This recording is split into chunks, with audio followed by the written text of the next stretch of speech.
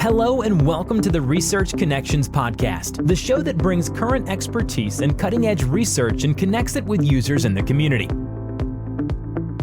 Could each of you just introduce yourself, your name, your role, and how you're connected to this conversation? Yeah, go ahead, Corinne. Okay, so Dr. Corinne Mason. I'm an associate professor of gender and women's studies and sociology at Brandon University, and I've been working in anti-violence organizations for a very long time, and also came out of a history of domestic violence in my childhood, and am a survivor. And I advocated and was a whistleblower in 2016 around a very popularized conversation of sexual violence at the university. Since then, I've been thinking a lot about sexualized violences on campuses, and specifically institutional responses. And the research project that I'm working on now with a colleague, Dr. Irene Shanker at Mount Royal University in Calgary, is looking at faculty responses to sexualized violence and thinking about where there might be faculty expertise that's being either underutilized or immobilized by universities. And so we're really asking who's at policy tables. Are faculty at policy tables? Are faculty using their research? Do universities want to hear feminist research about sexual violence? And we're specifically thinking about what bodies are excluded from these conversations. So we're looking at queer and trans folks in particular, women of color, Black, Indigenous, people of color, women with disabilities, and other kind of marginalized folks on campuses. And so that we're just doing data collection now, which is exciting. Mm-hmm. Yeah. Oh, I can't wait till that comes out. Yeah. You'll be getting an invitation to be interviewed, Carla. Oh, that's awesome. No, that would be great.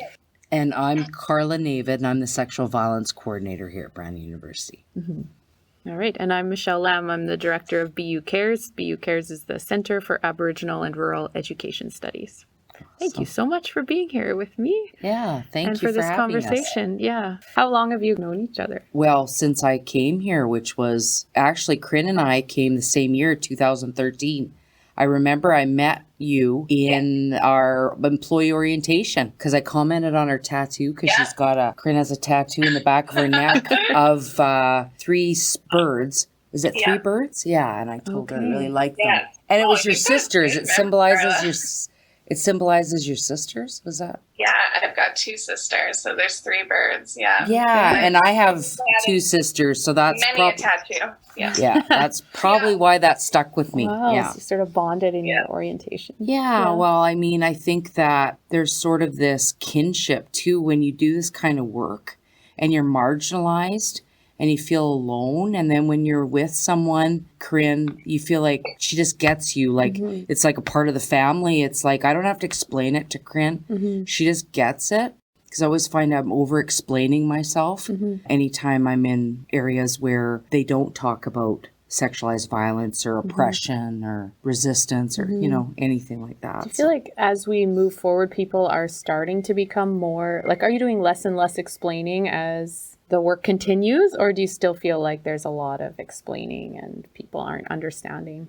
So when I speak with staff and mostly staff and faculty, I feel like that explaining is getting a lot less. Yeah. That a lot of folks here stay a long time. So they've heard my spiels and my presentations. So I think that popular media has helped a lot with that too. Right. That with the Me Too movement and lots being in the media, people are more aware now. But when I talk to students, I find that to be a bit different, that with students, I have to educate.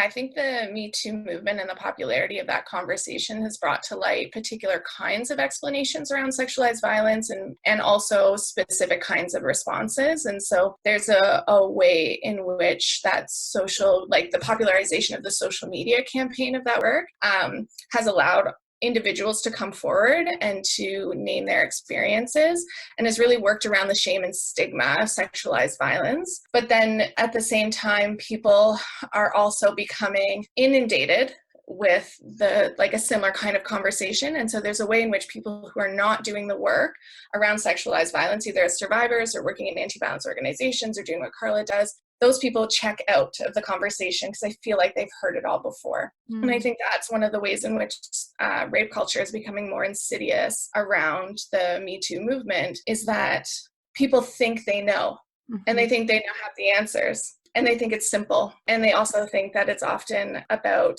having the right kind of complainant process. If we just get the policy right, if we just get the procedure right, if we just ensure that survivors can tell their stories, that's enough somehow. And that is the baseline where we should be in a conversation. And people want to stop that conversation there. And I think that that's the work, I think, in this moment, more than anything, is to get people to move beyond what they think they already know about sexualized violence. Yeah, definitely. I think that people are looking for one answer for being able to help or assist folks with sexualized violence on campus. And there's so much diversity, and we're not doing a great job. We need to do a lot better job at. I think everybody wants this perfect sort of survivor, and they just don't exist. We don't have perfect survivors. Survivors are complex, and they come to us whichever way they're comfortable with, and we just pick up the work. And I've always tried to explain to the university that it's like an elephant we have to ride, that this isn't something we can control and we can drive, that we just have to wait for it to come to us and then figure it out on a case-by-case basis, how best to help. And the answer is always with the survivors. If you just spend time with the survivor, all of a sudden it starts to look clear about what needs to happen, because usually the survivor has the answers. They already know what will work for them.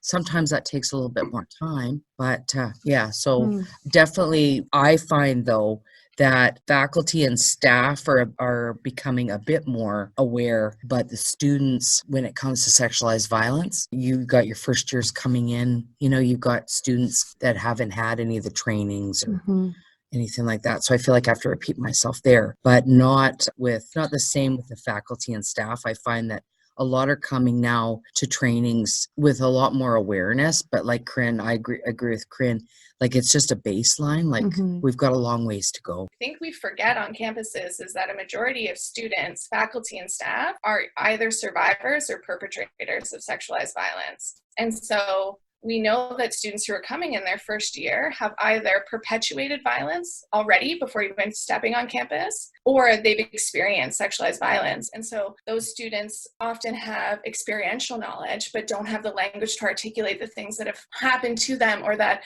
they have done to other people when they come to campus. And that's about shame, that's about stigma, that's about lack of sexual health education that includes conversations around consent. And we can talk about all the reasons why, but these conversations are not happening as much as they should be in schools, especially in rural and remote spaces that don't have access to organizations like the Sexual Education Resource Center, like their Teen Talk program, which specifically has these conversations with young people, and where peers actually have this conversation amongst themselves to really gain that education, and specifically the language and the skills to articulate their experiences around sexual health and consent and bodily autonomy and all those kinds of things. And we just don't see it. So in our first year classes in gender studies, I used to do a sex ed class. I would bring somebody in to do it because it's more appropriate that way. I don't think students want to talk to their professors about it. And they shouldn't. There's boundaries. But I found that we were having conversations about violence and gendered and sexual violence, and so many students didn't know the basics. And so, we'd have to implement that into our curriculum because that level of understanding was just so low.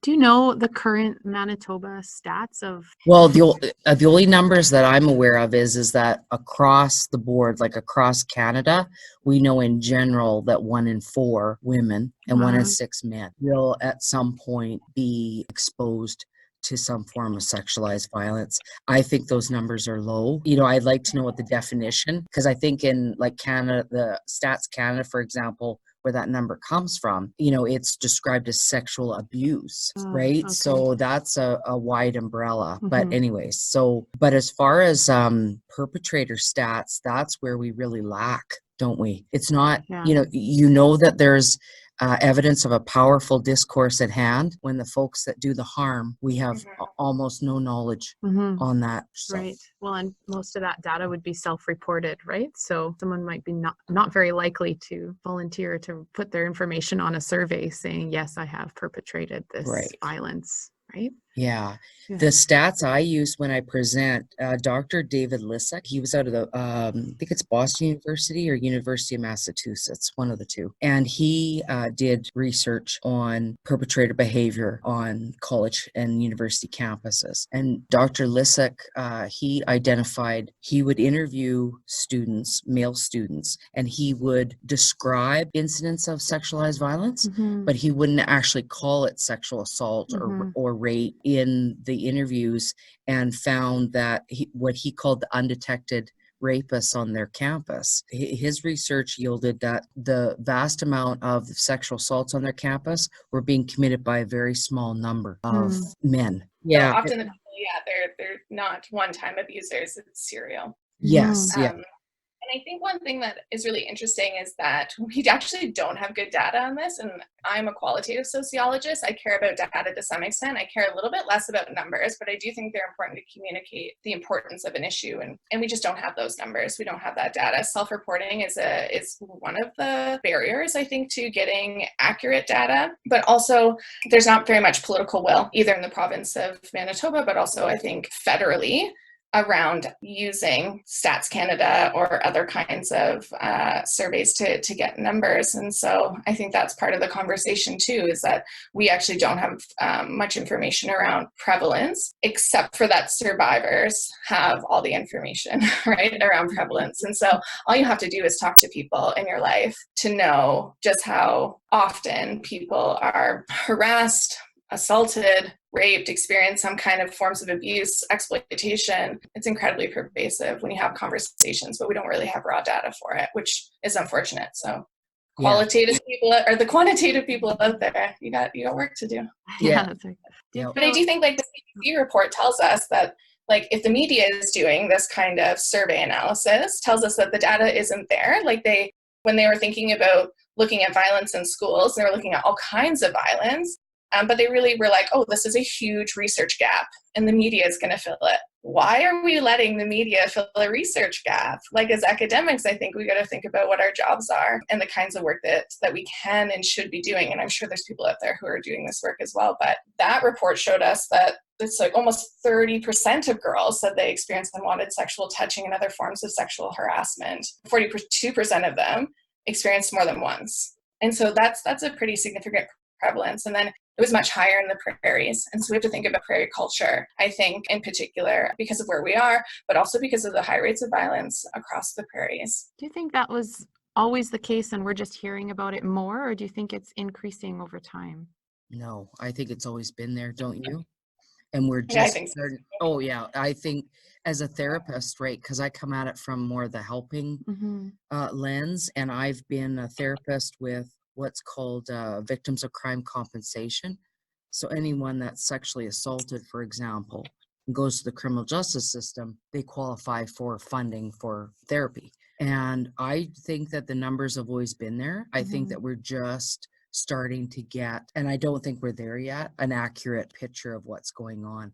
I think sexual violence is much more prevalent than we want to believe in our culture. And yeah, I think that, I don't think that it's a matter of, because we're shining a light on it, that it's increasing. I think it's a matter of finding allies and putting a team of us together, and just for prevention education and being able to look at all facets of the university and looking at all groups being represented. I've been a very privileged person, you know, as a white female, socially located.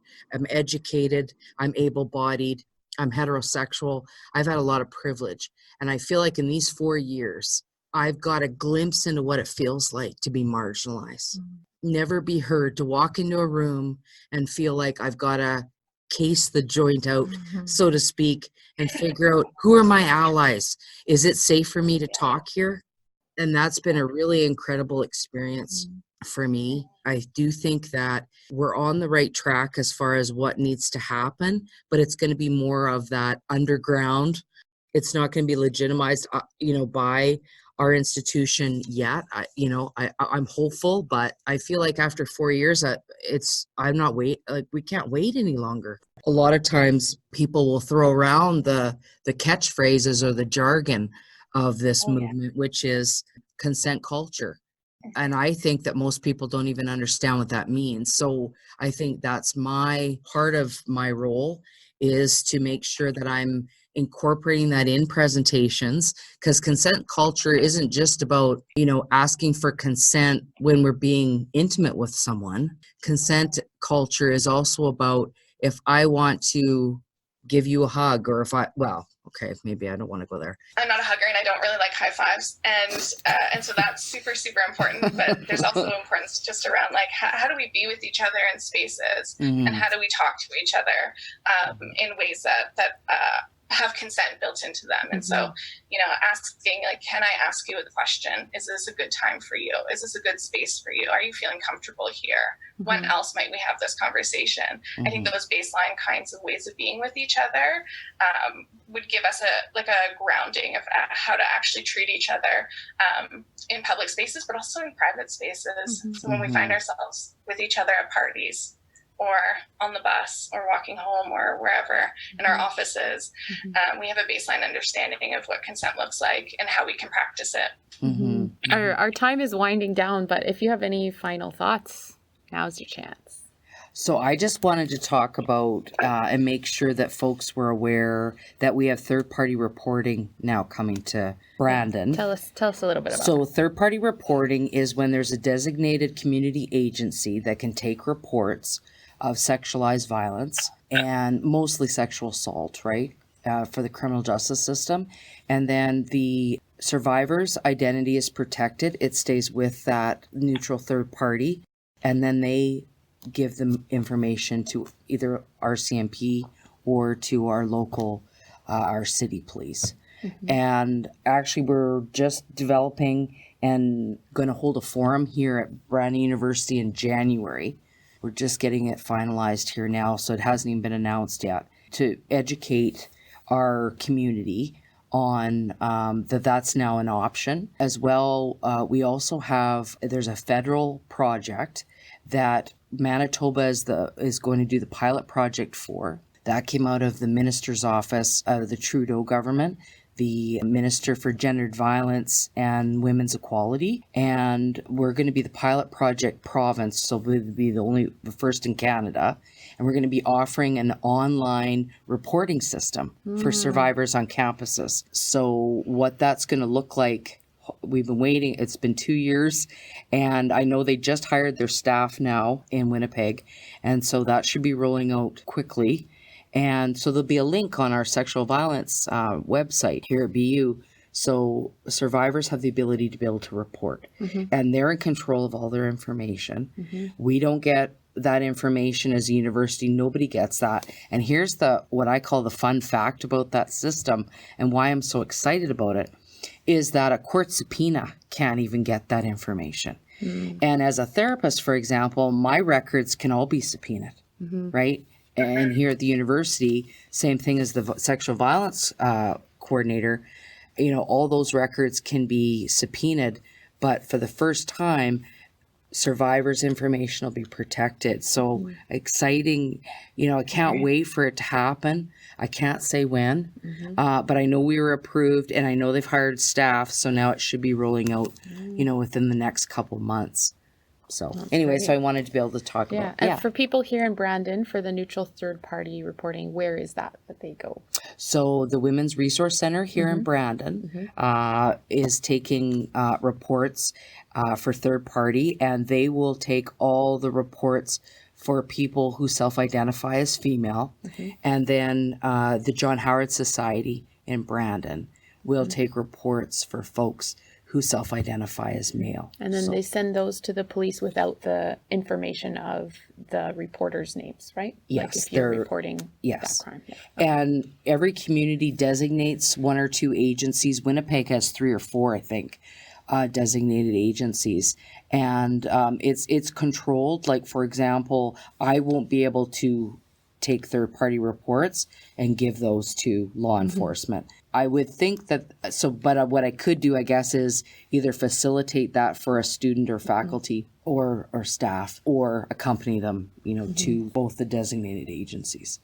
Yeah, one thing that I wanted to say is like, not an aside, but actually I think like really central to this conversation is that sexualized violence on campuses has become a really kind of like a central hub for thinking about violence. And there's a lot of focus on sexualized violence, and that's for very, very good reasons. But we also have an epidemic of white supremacist and anti-Indigenous violence on our campuses, and those conversations are not being connected to sexualized violence conversations. And so again, institutions have a really hard time dealing with systems, but that's the only way we're going to work ourselves out of violent cultures. And so the conversations around white supremacist posters on campuses, the burning of teepees on campuses, has to work alongside the conversations around sexualized violence, because we don't solve all of these issues together and we don't see them as connected. We'll never be able to solve them individually. Yeah, I think that's a really good point and a really good place, I think, to wrap up. Thanks so much for the invite, and thanks for taking on a tough topic. Yes. Yeah. Thank you for listening to the Research Connections podcast. You can visit our website for links to everything that was mentioned in the episode. And for more Research Connections content at www.brandonu.ca/bu-cares. Be sure to rate and subscribe so you can stay up to date with current research that impacts your community. Thank you.